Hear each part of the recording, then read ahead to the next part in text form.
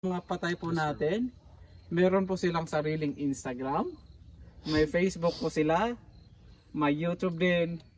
Bakit po? Good morning! Good morning po!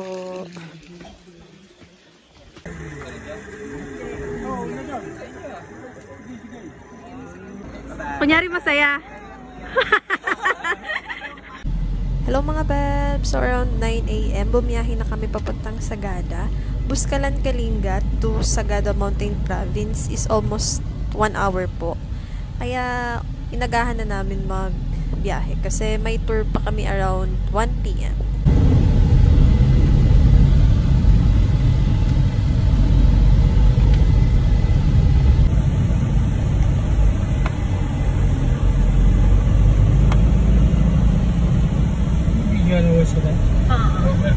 Okay lang. Sige, go! May nakatingin pala. Sorry. Wala pa! 5th floor pa daw. Sa tuktok. Rooftop nga. Legit.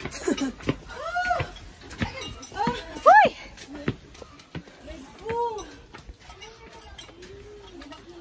Ay, taray.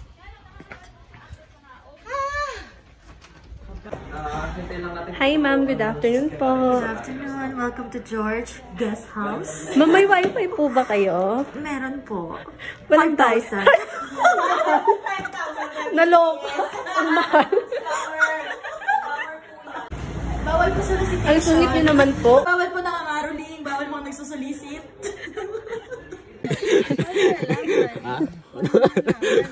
Hugis kasi. Ay. Yan, so, yung itong close pa. Okay pa yan, yan. Pwede siyang inumin, malinis yung nasa loob niyan. Hindi ka tulad. Ay, tubig. Ano ko dito? Yan. Pero pag yung open na kasi may mga May mga germs. Ang lalaki yan, oh. jutes. Ay, meron Hindi nga. kuya, above average naman yan. Paano?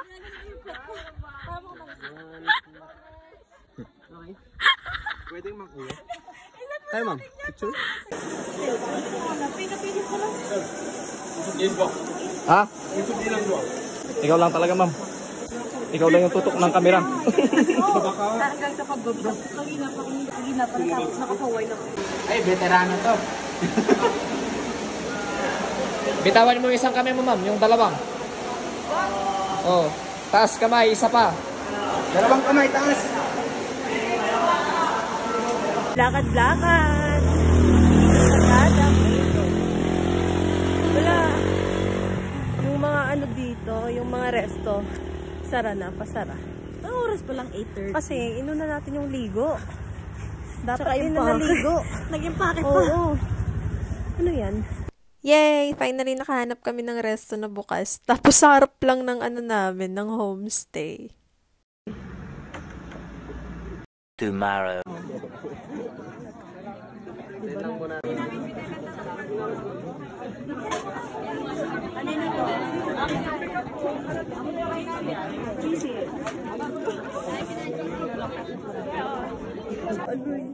Ano pa? Ay! Agoy! Uy! Agoy! Wow! Ano may aso? Public cemetery. May binabayaran ba? Meron. Mahal. So, dito kapag sabihin nating public cemetery, natural po talaga na libre po siya. Oh? Dito po wala po kaming binabayaran na gaya po doon sa inyo sa Maynila na may 5 years renovation. Meron po silang binabayaran na kahit yung konting lote na paglilibingan sa bangkay, meron po kayong binabayaran. Dito po kapag sabihin namin na public, wala po kaming binabayaran kasi dito po yung paniniwala kasi nila dito, kung saan ililibing yung bangkay, donasyon yan para sa mga kapamilya na namatayan. So, gaya po nito, kapag makikita niyo yung nandito, isa po siyang pare. Pare po siya ng church po natin dyan sa kabila. Yan po yung Anglican Church. Siya po si Father Edward Sumudka. Tapos isa pa, ano po ba yung pagkakaiba ng Catholic at saka Anglican? Ano yun, kuya? First, sa pare. Diba sa Catholic hindi pwedeng magiging pare yung babae? Dito, pwede po. Really? Dito rin, pwedeng yung pare, pwedeng magkaroon ng asawa. Wow. Gaya po niya. Kaya po, bakante po yung katabi niyang pundod. Kasi buhay pa po yung asawa niya. Okay. Dito rin po, yung mga patay po natin, meron po silang sariling Instagram. May Facebook po sila. May YouTube din. Bakit po? Andyan po yung share site sa taas. Oh. Naka-fertile position din yung mga nandito ko yun. Tapos yung kaya palang sikip. Tapos kung maalala Wala, oo nga. Sa Corte po patay nung sa Mindanao.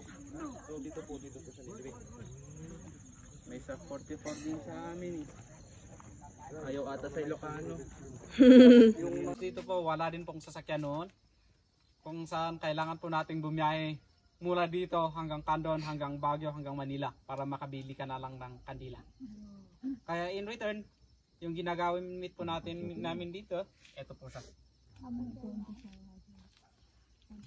Nabalik yung atong. Lapit na lang kayo dito yung mga tapos. Kapag mapapansin niyo po siya, bakit po konti lang siya? Actually, kung bakit po konti yan, yung iba, simple lang po nang inintroduce yung cemetery. Yung iba kahit gusto po ng mga ninuno po natin noon, pero yung masusunod, yung mga naiwang kapamilya nila. Another one po, simula po niyan, simula nung 2010, pinagbawal kasi yan ng DOH. Bakit po? Dito po kasi noon hindi po kami gumagamit ng formalin. Kaya kapag natuluan ka ng likido, kahit amuyin mo, iba yung amoy. So, isa pa, kung mapapansin nyo yung mga maliliit na coffins dyan, alam ko may nagtanong, bata raw yan. Mali po kayo. Matatanda po mga yan kasi yung paniniwala kasi nila dito, kung galing ka sa sinapupunan ng nanay mo in fetal position, kailangan bumalik ka in fetal position. So pag nakita naman ninyo yung bakas ng upuan dyan po siya pinaupo. Meron pong bakas dyan ng upuan. Ayan po. So dyan po siya pinaupo. Kung ngayon po siya namatay, kailangan agad paupuin yan kasi kapag tumigas na yan, mahirap na pong paupuin. Yung rigor mortis. So, another one, yung mga hahabang coffins po na yan, introduce po yan ng Christians. Paano po ba nilalagay yung coffins dyan? First, kailangan muna natin gumawa ng scaffoldings. Pangalawa, kailangan muna natin gumawa ng butas. Para ba saan yung butas? Para po sa dalawang bakal na hahawak po sa kabaong natin. Pangatlo, yung kabaong. Panghuli, yung bangkay. Pero yung gumagawa po mismo ng mga kabaong na nakalagay dyan is yung mismong bangkay. Noon po yan. Pero kapag hindi namatay siya na hindi niya natapos yan, sila naman yung tatapos. So pagdating po dito ng bangkay at exactly alauna po yan or alas 2. So yung bangkay simula sa kanilang tahanan, ginagawa po yan na bola. Ginagawang bola po yan, pinagpapasapasakan yan mula sa kanilang tahanan parating dito. Wala pong wala po siyang suot na damit. Yung suot po niyan is yung mga traditional clothings namin dito noon. Or sa ngayon yung mga puting damit na ngayon. After sa mga tour namin, bumalik na kami sa homestay para mag-prepare pabalik ng Manila. Nung pababa na kami pa Baguio, mga auntie, tingnan nyo naman, literal na bagyo. Wala pang ang clearing sa Marlboro Hills, wala pang clearing sa Ato. Bumabaha pa. Anyways, thank you for watching mga bebs. See you for my next vlog.